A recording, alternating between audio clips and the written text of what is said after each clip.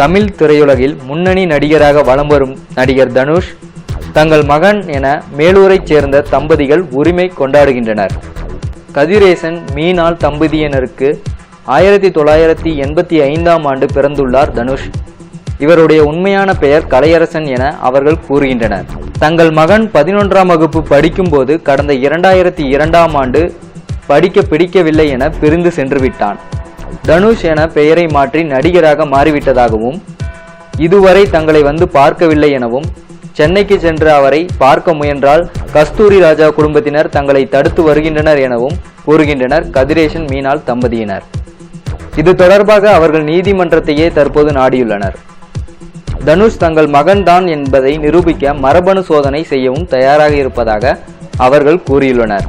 இந்த பிரச்சனையின் காரணமாக முதன்முறையாக இது தொடர்பான மௌனம் கலைத்துள்ளார் தனுஷின் தந்தை கஸ்தூரி ராஜா. தனுஷின் திடீர் பெற்றோர்களின் குற்றச்சாட்டுகளுக்கு மறுப்பு தெரிவித்துள்ளார் கஸ்தூரி ராஜா.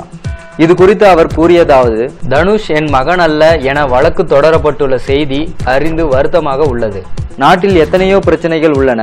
நீதித்துறையின் பொன்னான நேரம் இது போன்ற பொய் வழக்குகளால் வீணடிக்கப்படுகிறதே என்று வருத்தமாக உள்ளது. கடந்த 40 ஆண்டுகளாக பத்திரிகையாளர்கள் மற்றும் தன்னுடைய நண்பர்களுக்கு நன்கு தெரியும். எனது மகன் தனுஷை சிறு வயதில் இருந்தே அனைவருக்கும் தெரியும் என்று அவர் தெரிவித்துள்ளார். மேலும் இது போன்ற செய்திகளை உடனுக்குடன் தெரிந்து கொள்ள தமிழ் வீக் சேனலை சப்ஸ்கிரைப் செய்யவும்.